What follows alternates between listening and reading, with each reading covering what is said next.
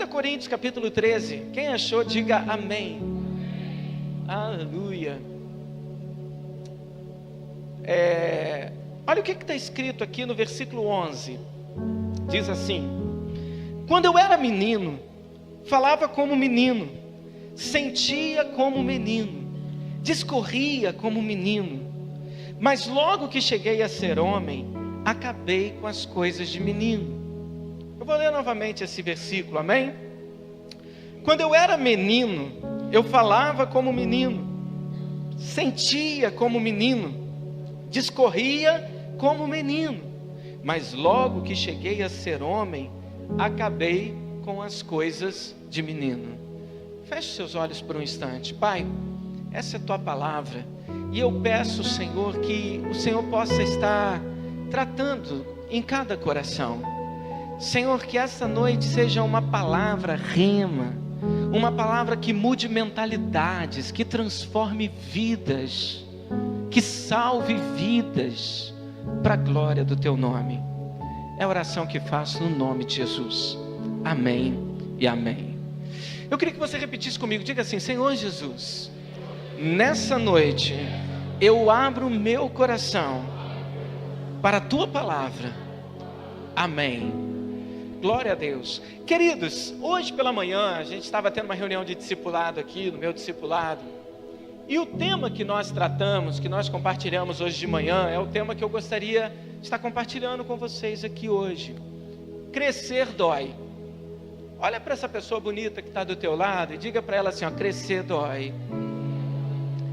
Irmão, tem gente que continua não olhando para o lado. Olha, querido, porque existe beleza nem que seja por dentro. Cleiton, pode olhar para o Yuri. Eu sei que no externo é complicado, mas no interior existe beleza nesse menino. Lá no interior, se procurar a gente acha um pouquinho. Olha para ele e diga assim, olha, crescer dói. Diga mais uma vez, crescer dói. Aleluia. E aí, deixa eu te explicar algo, queridos, que eu quero compartilhar com você. Te falando hoje cedo. Eu coloquei para eles, no nosso discipulado, uma canção secular, que eu particularmente gosto muito, que é a canção da Kel Smith, Era Uma Vez. Quem aqui conhece essa canção, Era Uma Vez? Levante a mão. Não é do Sandy Júnior não, tá, irmão? Só você pensando, a Dayana, quando a gente falou, ela logo levantou a mão. Eu sei qual que é. Um pedacinho no meio do nada, com sabor de chocolate. Não é essa. Não é essa. É a Era Uma Vez, da Kel Smith. É aquela que diz, quando a gente quer crescer... como é que é? Mas é que a gente quer crescer, e quando cresce, quer voltar no início. Porque um joelho ralado dói bem menos que um coração partido. Agora eu falei qual música que é. Quem aqui conhece? Levante a mão. Beleza, pode abaixar. Eu não vou brigar se você ouve essa música. Eu vou perguntar de novo. Quem aqui conhece essa canção? Agora levante a mão de verdade. Olha só, tá vendo, gente, como é que aumentou? Essa canção é lindíssima, querida. Ela é lindíssima. Eu já preguei isso aqui há uns dias atrás, e eu estava falando exatamente isso. Às vezes a gente acha que só pode ouvir músicas sacras, músicas espirituais. Mas, querido, existem músicas seculares que são lições de vida para nós, que são inspiração para nós, para a nossa vida, que são lições de vida. E essa música em especial, da Kel Smith, ela vai contando a trajetória de alguém que se tornou adulto, mas que sente saudade de ser criança. Então essa canção, ela conta a história, né? Ela vai trazendo o relato de alguém que se tornou adulto e que sente falta da vida infantil. Porque ela vai contando a história de quando se é criança, né? Que as brigas duram até um dia só, que de dia você é mocinho e de tarde você brinca de polícia e ladrão, você é o ladrão. Não que ser ladrão é coisa boa, não é isso, mas é a brincadeira em que você é mocinho e você é vilão. É brincadeira que acaba tudo com banho fresco e talvez um arranhão. Essa são algumas partes da letra. Irmãos, e eu tenho saudade realmente desse tempo, porque quando eu era criança, eu brigava com alguém, eu ficava inimigo dele até a hora do almoço, porque depois do almoço a gente estava de bem de novo. Só que depois que você cresce, as inimizades duram. As coisas se tornam cruéis. Os rompimentos são violentos.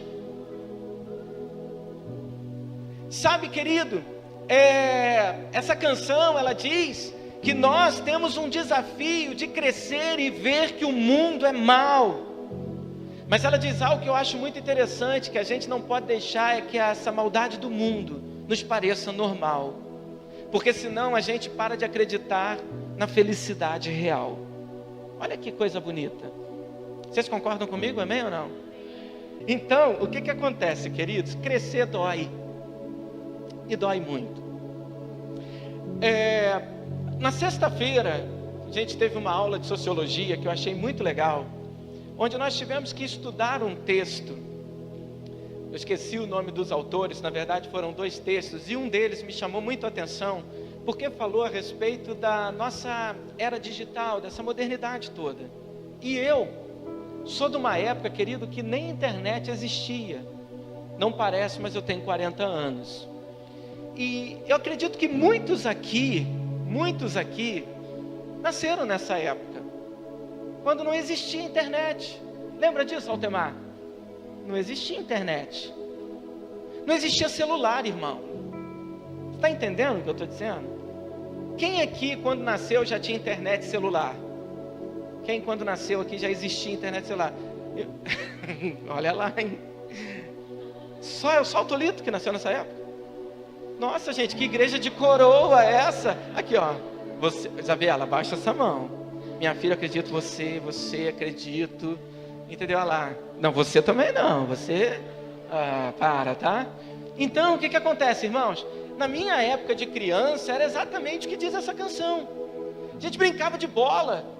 E aí, Tolito, vê se você já brincou desse negócio assim. Você dá uma entrada dura no rapaz, e aí ele fica bravo com você, e tem aquele assim, ó, quem cuspir aqui é homem, fica um de frente pro outro, quem cuspir aqui é ganha. Ou então, escute bem, na minha época tinha isso, fazia um risco no chão, aí fazia um risquinho pequenininho lá, um risquinho pequenininho do lado de cá, e eu estava do lado de cá, e o menino que eu queria brigar estava do lado de lá, e um risco entre nós, um pequenininho lá, outro pequenininho aqui. Aí o pessoal falava, esse pequenininho que está aqui do seu lado é a mãe dele, e o pequenininho que está do lado dele é a sua mãe. Aí a gente ficava andando assim, ó, em volta da mãe do outro, entendeu?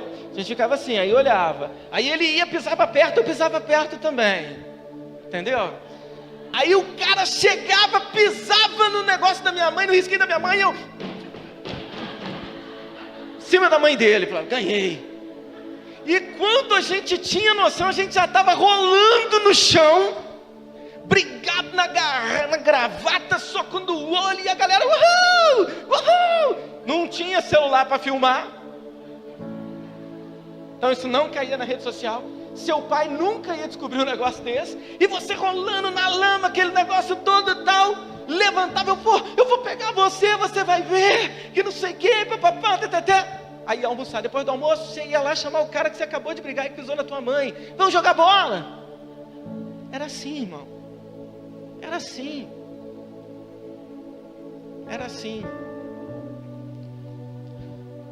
E a gente, querido, brincava na rua o tempo todo, aquela coisa toda.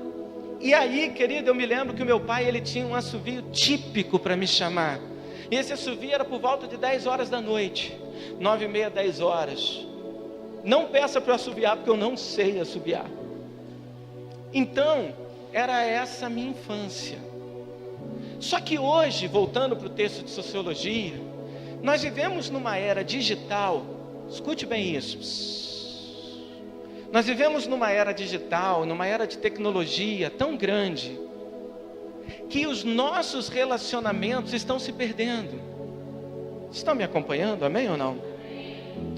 Os nossos relacionamentos estão se perdendo, nós estamos perdendo habilidades sociais. Você quer ver uma coisa? Quem aqui é mais ou menos dessa época, e que quando era criança, tinha um cara na rua que você não gostava muito dele, mas você tinha que brincar com ele? Você quer ver uma outra coisa? Tinha alguém que era tipo assim, o seu rival, que disputava com você, mas você brincava com ele. Hoje a tecnologia, ela trouxe muitos benefícios, mas ela trouxe algumas perdas que foram fundamentais. Uma delas é a capacidade de socialização.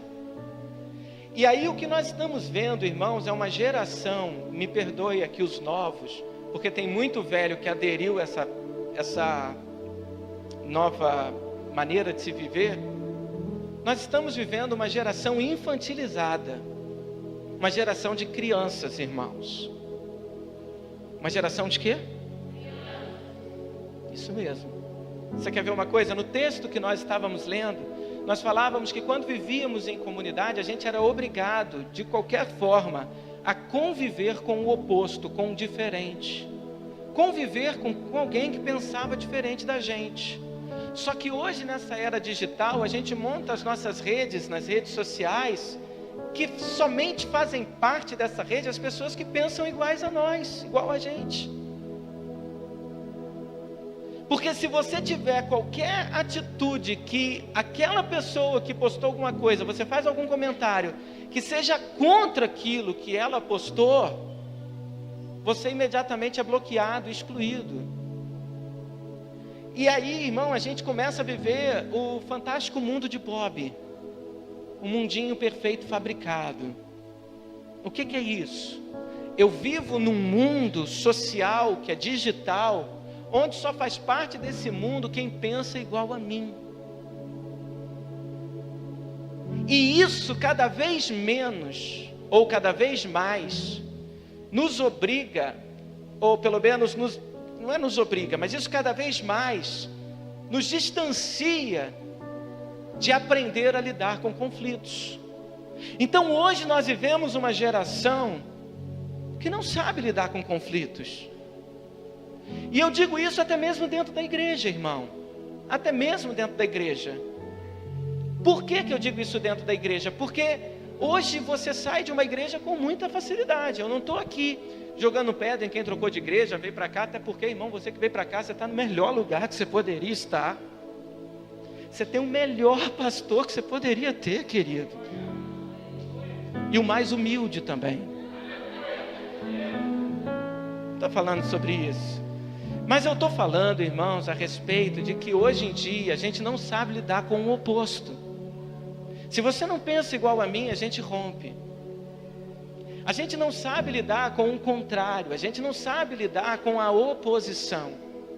E é muito mais fácil excluir do Facebook, é muito mais fácil bloquear no WhatsApp, do que sentar olho no olho e ter uma conversa para acertar os pontos.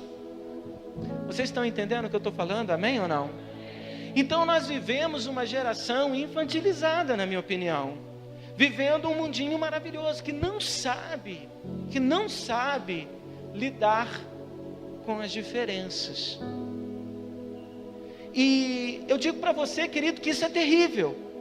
Ainda hoje de manhã nós falávamos que é muito ruim quando você vê uma criança totalmente transformada num mini adulto. Você já viu isso? Na internet coloca-se isso direto, né? Irmãos, eu não quero criticar quem faz isso, não entenda o que eu vou te falar, por favor. Nós fizemos uma oração aqui para que você esteja com o coração aberto para ouvir o que o Senhor Jesus tem para te dizer. Então nós vemos às vezes na internet uma criança de terno e gravata pregando como um adulto, às vezes de 7 anos de idade. E tem um monte de gente que acha isso muito bonito, mas eu confesso para você que isso me preocupa muito, porque criança tem que brincar, irmão. A criança, ela está na fase de brincar, ela está na fase de se divertir. Ela não tem que pegar esse nível de responsabilidade. Até porque, querido, eu não acredito que uma criança de 7 anos tem total maturidade para formular uma pregação desse nível. Então eu acredito que muitas dessas são pregações formadas pelos seus pais, que estão se projetando nos filhos. Então é muito esquisito você ver isso. Eu sei que vai ter um mais espiritual do que eu, porque sempre tem, que vai dizer: pastor, o senhor duvida do poder do Espírito Santo. Não, eu não duvido não, irmãos. Mas eu acredito que o Espírito Santo, ele te usa dentro das suas limitações, dentro das suas capacidades. Então você coloca uma criança com terno e gravata, com 7 anos, para pregar como um adulto. Você está fazendo com que essa criança pule fases que são fundamentais para ela. A fase das descobertas. Quem aqui já foi criança alguma vez na vida? Levante a mão. Não, eu sempre pergunto quem já foi, porque eu sempre digo que tem gente que parece que nasceu com 18 anos. Você já foi criança, irmão? Você gostava de brincar, sim ou não? Irmão, tem gente aqui que tem cara de que era muito espoleta.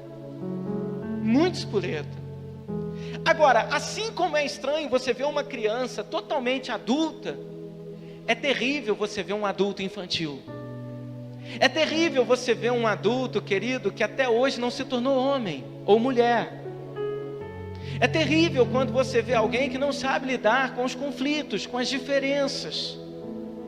Olha para o irmão que está do teu lado e diga assim: meu irmão, crescer dói. Diga novamente: crescer dói. Existe na fisiologia algo chamado como dor do crescimento. Alguém já ouviu falar sobre dor do crescimento? Quando você vai estudar um pouco sobre essa dor do crescimento, você vai ver que algumas pessoas, eu estive lendo alguns artigos científicos, e você vai ver que algumas pessoas, alguns artigos pelo menos que eu li, diz que na verdade essa dor, ela não está relacionada com o seu crescimento. Essa dor, ela acontece na fase do crescimento, e aí ela é chamada de dor do crescimento. É aquela dor que a criança sente nas pernas, na batata da perna, na coxa. Normalmente são nos membros inferiores. Ela sente, a mãe sente, porque você está crescendo, menino. E pode ser que seja mesmo, mas não se tem ainda como comprovar, pelo que eu entendi. Mas são dores que aparecem talvez devido ao excesso de brincadeira, porque brinca muito, é exercício físico, repetitivo, e acaba doendo. Mas eu não entendo uma criança de hoje em dia ter dor do crescimento nos membros inferiores, porque as crianças de hoje em dia, a brincadeira é sentada num sofá assim, ó. Mas por que eu estou te falando isso? Porque crescer dói. Crescer dói.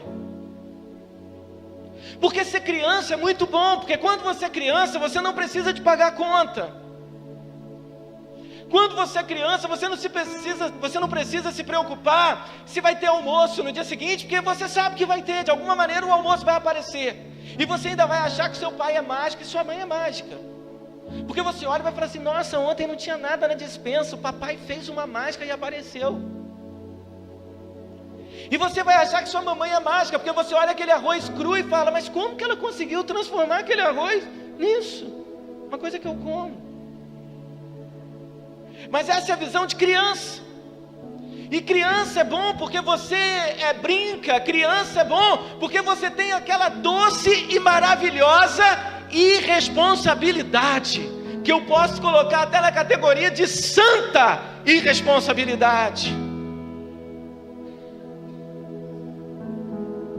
Mas acontece, querido, que você não foi chamado para ser eternamente uma criança. E o processo natural da vida é que você cresça e que você amadureça. E quando eu digo que você deve amadurecer, é em todas as áreas da tua vida. Amadurecer fisicamente, biologicamente, emocionalmente e também espiritualmente. Amadurecer. E esse processo é extremamente dolorido. Por quê? Porque te obriga a sair da zona de conforto. Porque enquanto você está dentro da casinha do papai e da mamãe, sendo sustentado por ele pagando as suas contas, comprando as suas cuecas,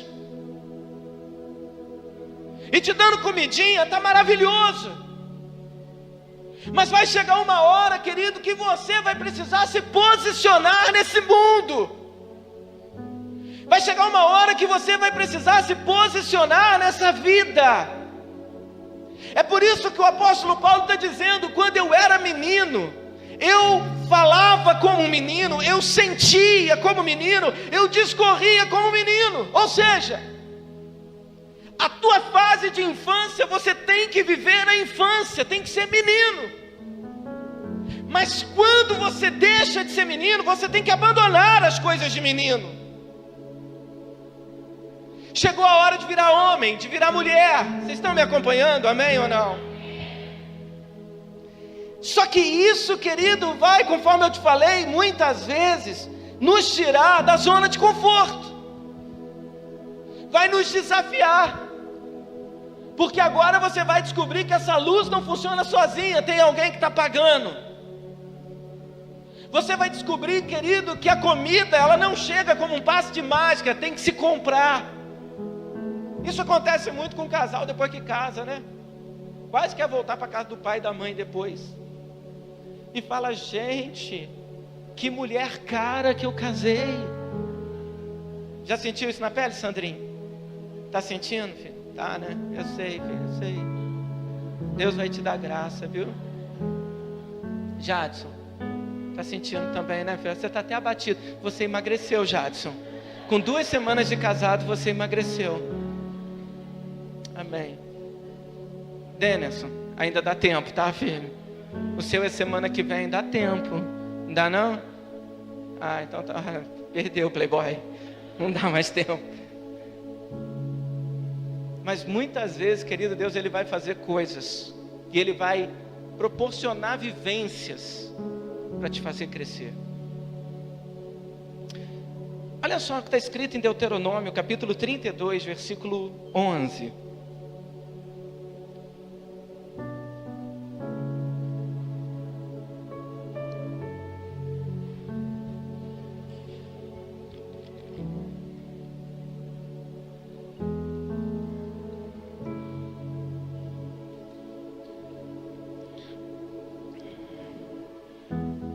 Quem achou, diga amém.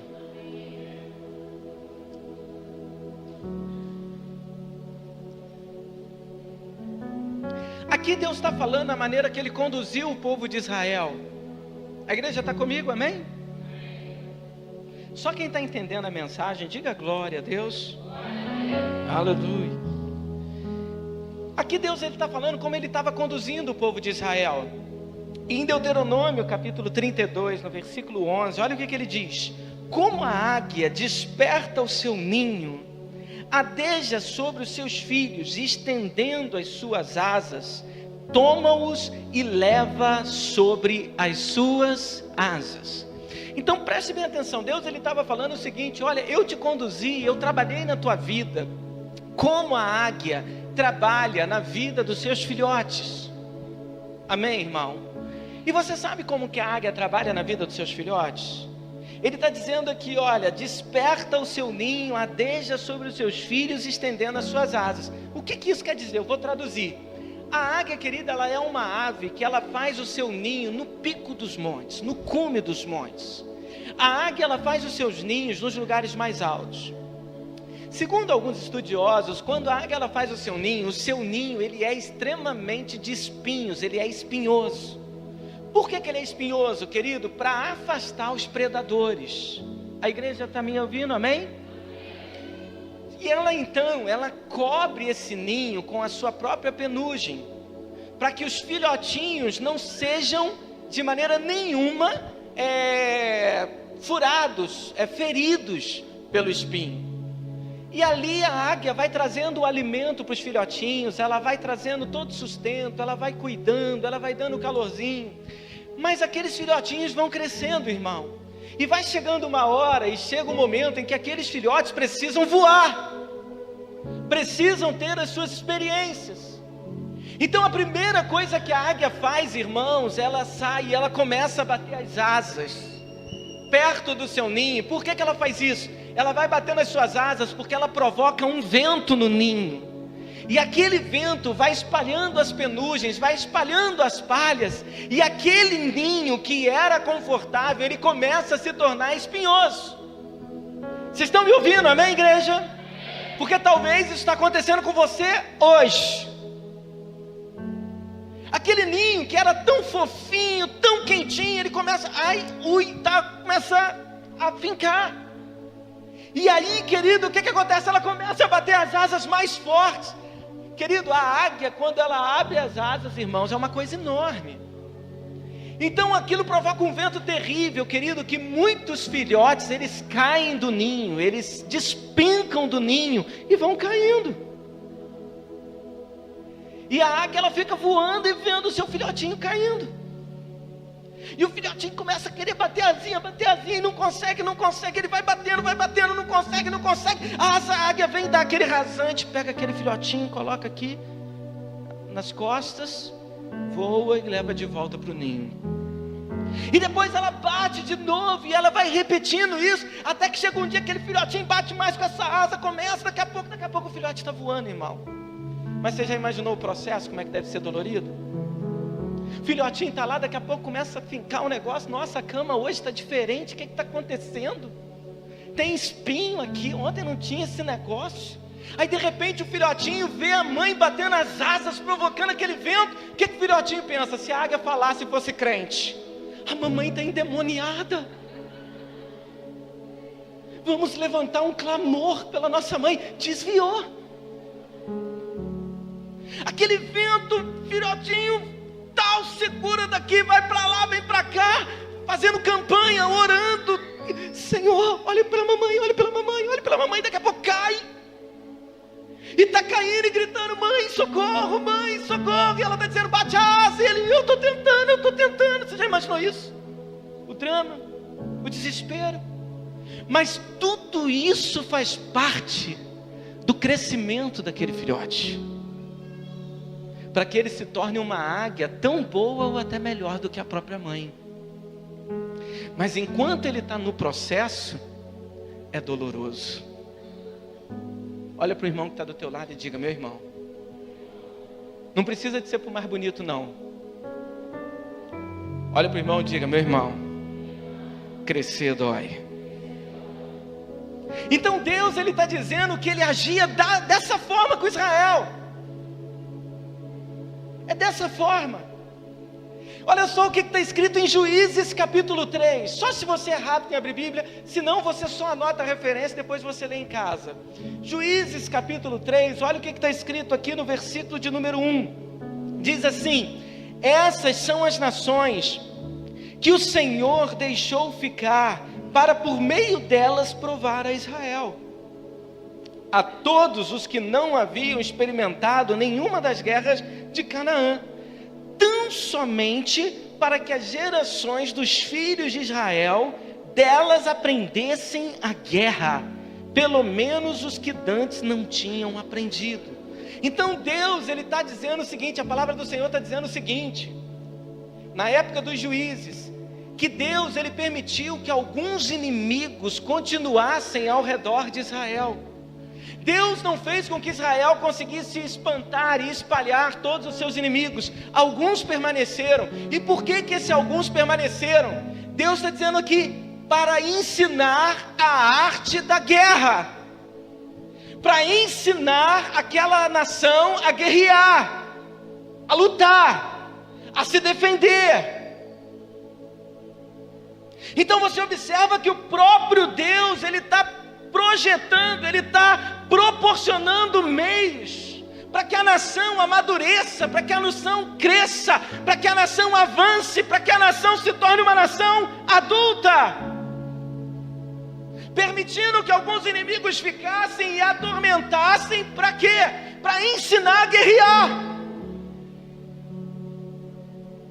Então eu quero dizer para você que talvez você está passando por um momento muito difícil na tua vida. Talvez você não está entendendo por que você está passando por esse momento. E eu quero dizer para você, é a dor do crescimento. Isso é a dor do crescimento. Sabe, querido, quantos aqui conhecem a história de José? José do Egito. José era um jovem, um bom filho, amava o pai. Na verdade ele era o preferido do pai, um menino bom. Só que os irmãos, querido, eles começaram a odiar José. E por que eles começaram a odiar José? Porque José era exatamente o preferido. Eles tinham inveja de José. E a Bíblia diz, querido, que eles tinham tanta inveja que eles já nem conseguiam conversar pacificamente com José. Então o que a Bíblia diz que aconteceu? Certa vez os irmãos deles se reuniram num lugar muito distante, onde José foi encontrá-los. E a Bíblia diz, querido, que José, ele foi vendido para uma caravana de ismaelitas como escravo, pelos próprios irmãos. Um menino filhinho de papai, um menino criado com toda a regalia, um menino criado com o conforto de um pai que o preferia. E de repente, querido, esse menino agora ele é vendido como um escravo pelos próprios irmãos. Eu não sei se passa pela tua cabeça, mas você pode imaginar o nível de decepção que José estava experimentando, o nível de frustração. Então José, ele chega na casa de Potifar, ele é vendido para Potifar, e ele começa a trabalhar lá na casa de Potifar, e a Bíblia diz que tudo que José fazia prosperava, porque Deus era com ele. Guarde isso, Deus era com ele, amém ou não?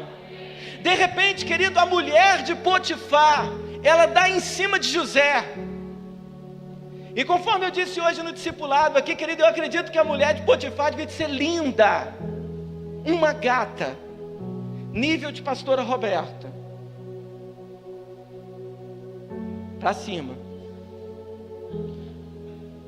Potifar, José, quando olhou para aquela mulher, ele deve ter falado: eu pego. Por que eu estou falando isso? Tem gente que acha que José era uma classe evoluída de anjo, que ele olhou para aquela mulher e disse: não quero. Não, José era macho, era homem. E a mulher de Potifar era bonita, até porque, como diz o Cláudio Duarte, mulher feia não tenta ninguém. Aquela mulher era bonita, irmão, mulher bonita. Quando ele olhou, ele falou assim: não quero, estou indo. Mas aí ele se lembrou que ele tinha um Deus. Vou repetir para você dar um aleluia mais forte. Ele se lembrou que tinha um Deus, e ele falou assim: olha, por Deus eu não vou fazer isso. Por Deus e por Potifar eu não vou fazer isso. Você entendeu por que ele falou que por Deus e por Potifar ele ia fazer? Porque por ele fazia. Entendeu? Por Deus e por Potifar eu não vou fazer. O que a mulher faz, endemoniada? Denuncia José como se ele tentasse estuprá-la. E José vai parar numa prisão. Diga comigo, prisão. Você já imaginou isso, irmão? O cara, um dia ele acorda, ele está na casa lá do pai, comendo pão com manteiga, café com leite, quentinho, na cama, tudo gostosinho, roupinha lavada, cheirosinha, com amaciante, aquela glória, musiquinha, mamãe ensinando a fazer dever de casa, tudo, dando papinha, repenteando o cabelinho, tudo. No outro dia, o cara vai vendido como escravo. Passa mais um tempo, ele de escravo, ele vai para prisioneiro, acusado de tentar estuprar a mulher de Potifar, que era cara de alto patente no Egito. Você pode imaginar o tratamento que José recebeu naquela prisão? Eu acredito, querido, que José deve ter tido muitas vezes vontade de orar e falar assim: Deus, será que vale a pena ser fiel? Será que vale a pena te servir? Será que vale a pena ser íntegro?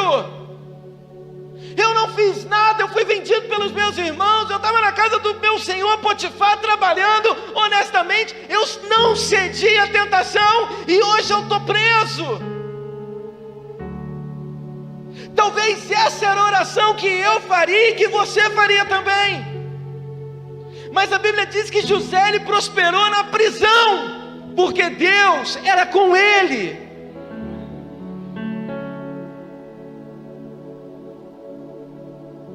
Só que na prisão José conheceu o copeiro do rei. E foi esse copeiro do rei que um dia colocou ele diante de Faraó.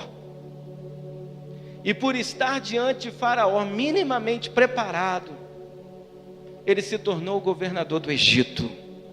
Quantos estão entendendo o que eu estou falando? O que eu quero te ensinar com isso?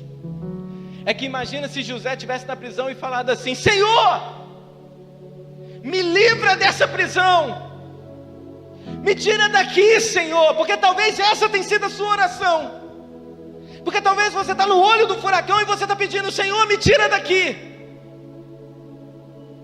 me leva embora dessa situação.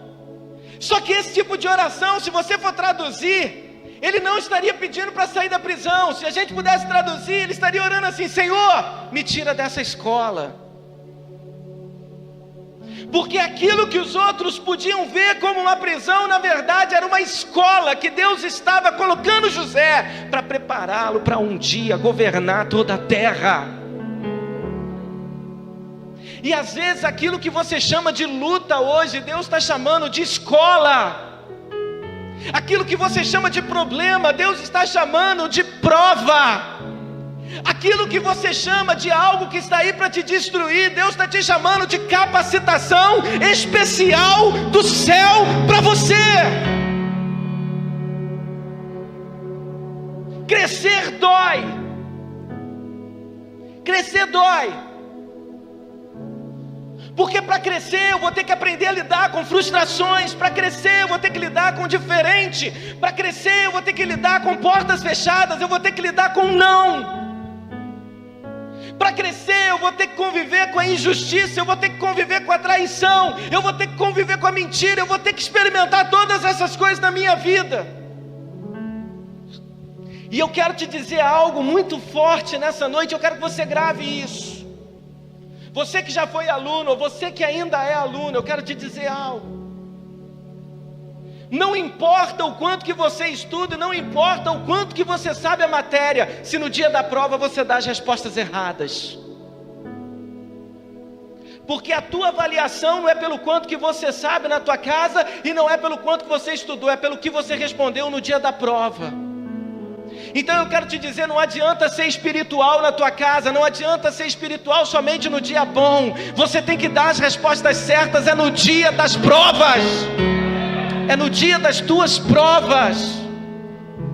Porque é isso que vai te capacitar para subir de nível ou permanecer infantil do jeito que você é.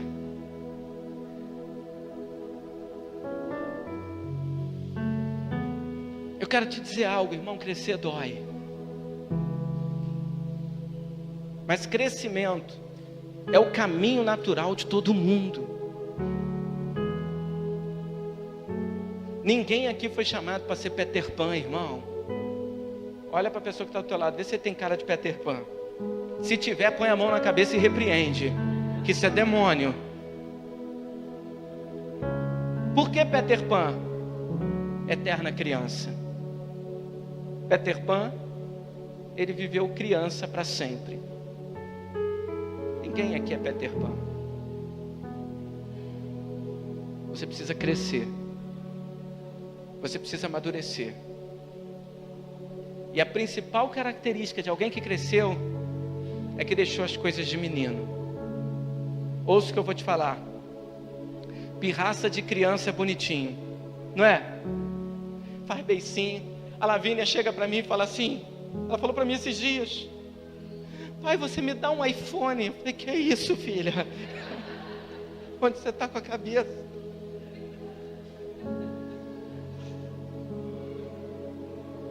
Eu falei: quando você tiver 18, 19, 38, a gente dá. Aí sabe o que ela fez? Mas fez assim de propósito, irmão, para cortar meu coração. A Letícia fala assim, ó: pai, todo culto você paga um mico. Todo culto, né, Fê? Esse é o de hoje. Ela vinha e fez assim, ó: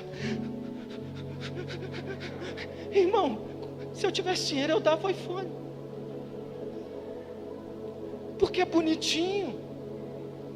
Pirraça de criancinha, bonitinho, não é? Eu quero, é bonitinho. Mas agora pirraça de adulto, irmão, pirraça de adulto é a coisa mais terrível, mais feia que pode existir, porque ela está fora de época. Porque a principal característica de um adulto é que ele deixou as coisas de menino. Olha para o irmão que está do teu lado. O que você vai falar para ele? Então diga. Agora fala uma coisa diferente para ele. Olha para o irmão que está do teu lado e fala assim: ei, meu irmão, cresce.